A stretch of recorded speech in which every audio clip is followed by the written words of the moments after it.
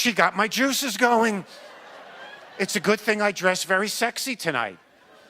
That's another thing. I'm in this business a long time, and I know you have to feel good thoughts and feel sexy about it. When I 42 years I'm in show business. When I started out, I wanted to be a Chippendales dancer. And I went on my first audition, took off my clothes. They said I should be a comedian. You're smiling. Sexy is making people laugh, of course. When I was in 5th grade, all the girls used to drool over me.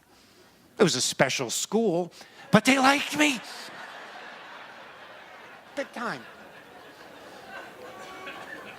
These are the jokes, but these are what are called self-deprecating jokes. I don't make fun of you. I take it all out on myself. It's a lot safer for my health to do it that way. And you would think people would appreciate it. I'm on a ship, again, maybe 6, 7 months ago. I'm up in the buffet, and this woman's like waving me over. I go, oh, no. Yes, ma'am, how are you? She goes, I watched your show the other night. You make a lot of fun of yourself. I don't appreciate your humor. I happen to think you're a very handsome man. And I said, thank you very much. And then she turned around and walked into a wall.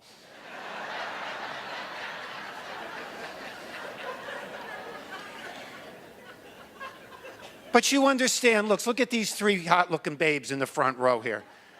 You knew coming out tonight that eyes were going to be on you. And people make that judgment. When they see you, they make an instant judgment. And that's how it is. And I knew that back in 1975 when I first started out. And I saved up $1,000. I went to New York City, finest photography studio that money could buy. I said, make me look like the star I shall one day be. Here I am, 1975.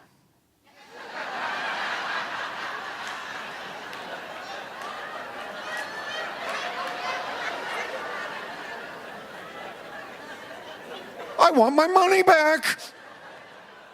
Roughest, you ever been to a biker bar? Probably not. This place like a 2 tattoo minimum just to walk in. The ladies' room had urinals in it. This is a rough joint.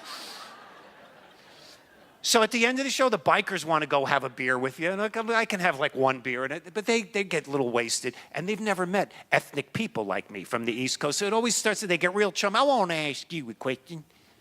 I go, yeah, sure. What do you need to know? They go, how come you Jews? I like it when they started out, you Jews. I'm looking around. Maybe a bus showed up. Who's here? What? Where's Uncle Morty? Did I get a toy? Who came? Company's here. I go, how come you always lawyers and doctors and in show business? You different than us? I go, hey, man, read your basic U.S. history. Like all the great ethnic people that came to the United States, we assimilated, got with the program. End of story. However, if you want one, and I mean one teeny, tiny difference, we don't seek dangerous jobs like everybody else. Because let's face it, when they find a telephone worker slumped over an electrical pole with 10,000 volts shooting through his body, do you think that's Murray Sheckelstein?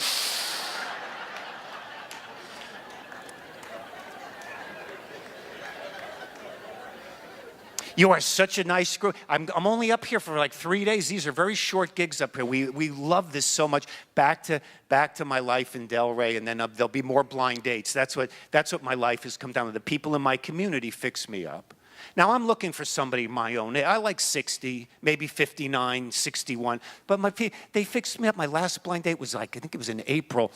She was 40 years old. She lived in Boca. I went to pick her up at her condo. She opens up the front door. I look inside. There's a 3-foot iguana running around.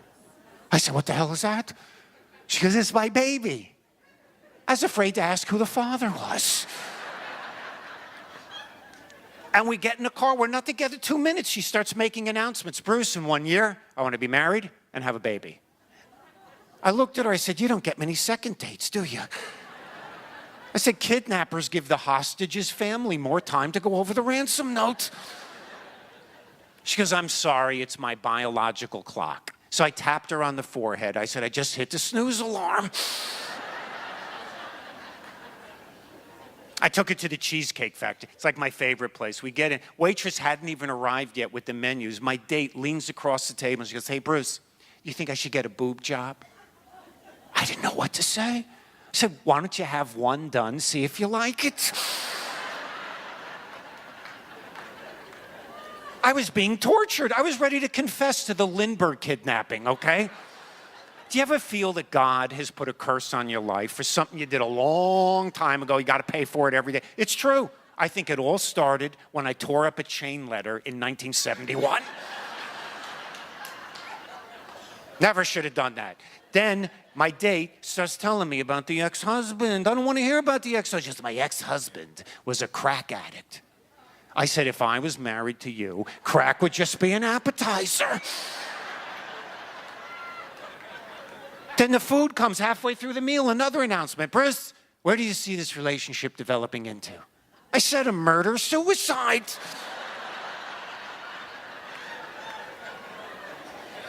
I'm driving her home as fast as I can. Another announcement. Bruce, you know something? I'm not like the other women. I don't go all the way on the first date. I said, I didn't think you did. And I dropped her off at the bus stop.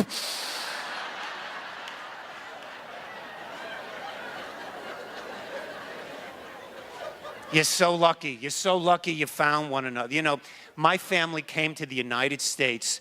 I don't know what our histories are similar, but they came from Russia. 1906, they fled. And to this day, when I meet these new Russians that come to America, oh, these are the hottest women. I got it. So I go play around on the internet. I found this one website, RussianWomen.com. And I found this one woman, she's living in Chechnya. This is what her profile said. Conditions in my country are so horrible, I will do absolutely anything to get out. Now that's what I want to hear. So I emailed her my photo. She writes back, I think I'm going to tough it out here for a while.